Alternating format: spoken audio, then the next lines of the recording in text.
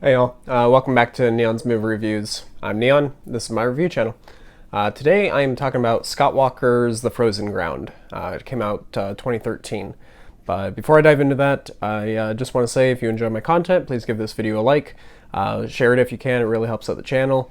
And we're a couple weeks into the Summer of Nic Cage. Originally I had planned on just doing a little over 30 Nic Cage movies, just ones that I had in my collection at the time.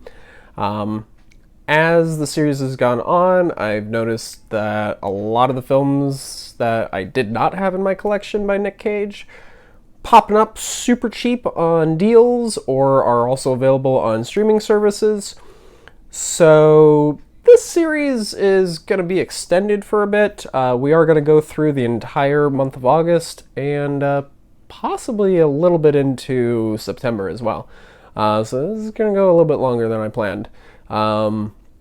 Yeah, right now I'm over 50 films that are going to be covered. I have about 24 that I own that I still need to cover.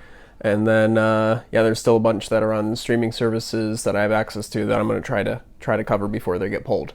But, yeah, so got a lot more content on the way. Definitely subscribe to be notified of it, and hit the little bell in the corner if you actually want to get a notification for it. But, Frozen Ground. This is a film that I didn't really know much about going into. All I knew is it's an Alaskan set murder mystery while the state troopers are hunting down a serial killer. Starred Nic Cage and John Cusack. That's all I knew. And that's really all I wanted to know. I love anything that's set in the snow. It's just such a great aesthetic. It's very isolating, like the tone that creates, especially in a thriller, a horror movie, sci-fi, mystery, anything like that, really creates a really nice atmosphere. But yeah, did not expect to see Vanessa Hutchins in this. Did not expect to see 50 Cent. Did not expect to see, I think his name is Brad Williams. It's the guy from Choke, and had a tiny little bit part in a bunch of other shit like Twister. I think it was... yeah, bunch of shit he's been in. Really good actor.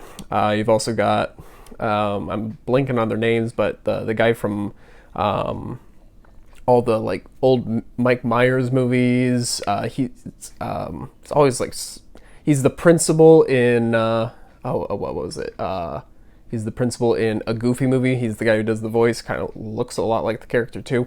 I'm blanking on his name. You've got the dad from Small Soldiers, another guy I'm blanking on his name, and I think it's Dean Norris. He played Henke in Breaking Bad. So and then Radha Mitchell is Nic Cage's wife. So cast all over the place, all very talented people. Vanessa Hutchins and 50 Cent I did not expect much out of when I saw them on screen. I was like, oh god, they're in this?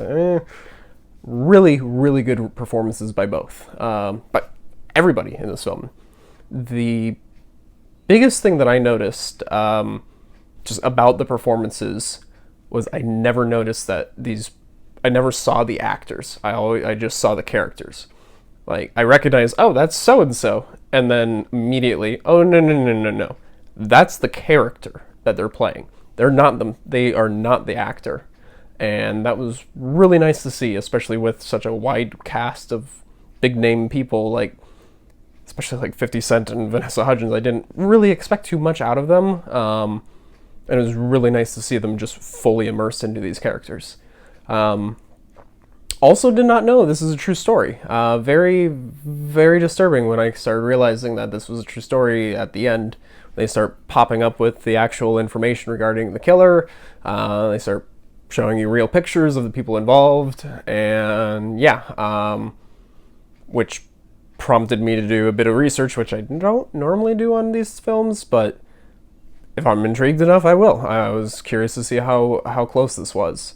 Before I dive into that stuff, though, basic plot of this movie is it's the hunt for Robert Hansen. He is a serial killer who raped and murdered, I think he was involved in like 30 rapes, and there was like 17 confirmed killings that he did. He's an upstanding member of his community, had a wife and kids, job, his own business, all this stuff that no one was willing to pin it on him.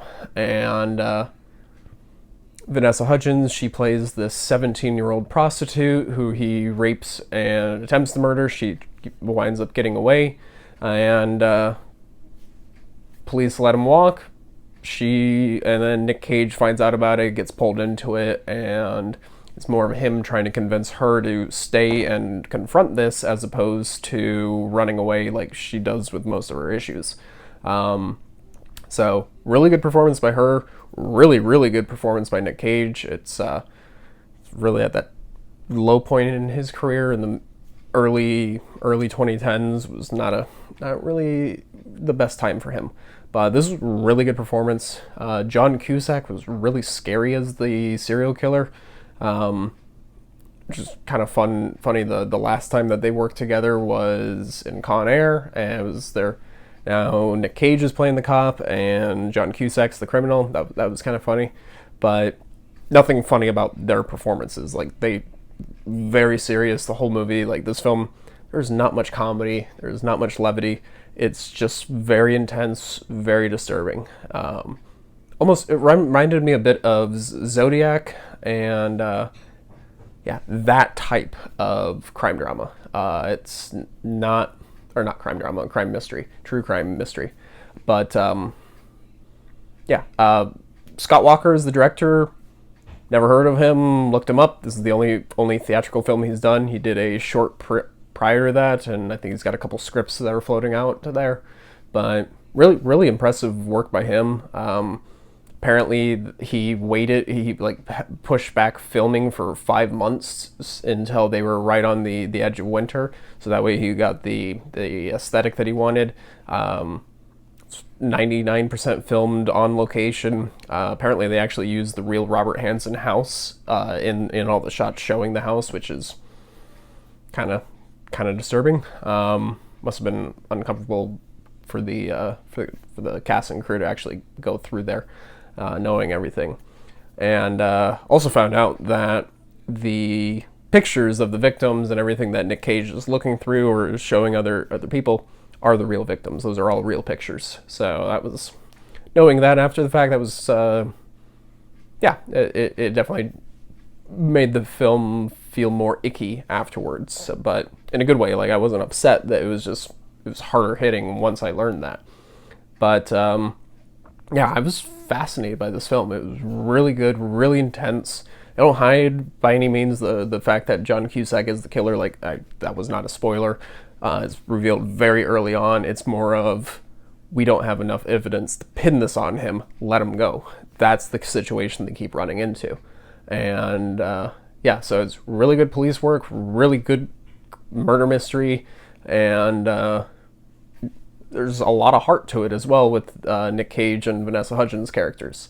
Radha Mitchell, she's not a bad performance, but she's not in the movie that much to be that memorable. She plays Nic Cage's wife, and it's kind of the extent of her character.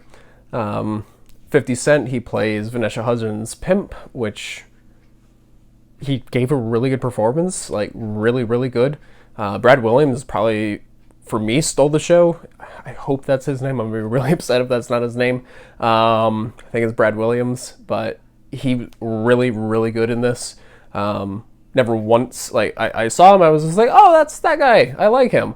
And then he starts talking and he becomes a character in the film, and I never once saw those other roles of him. He was scary as fuck in this.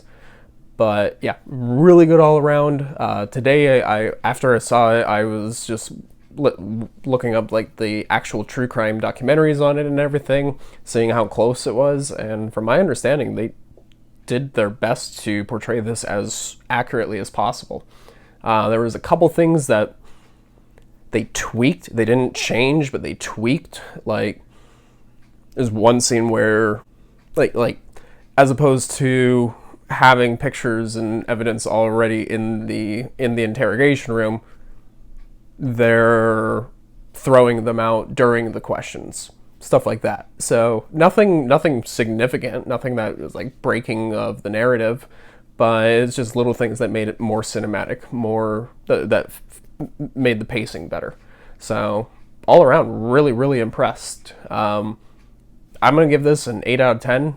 Highly recommend you guys see this. Just know it is a disturbing watch. It's not a fun mystery. It's not a fun serial killer hunt. It's very much like watching one of those true crime stories. But yeah, highly recommend this. If you've seen this, let me know what you thought down in the comments. But yeah, that's going to wrap this up. I've got a bunch more reviews coming out this week, but yeah, stay tuned for those, and stay safe all.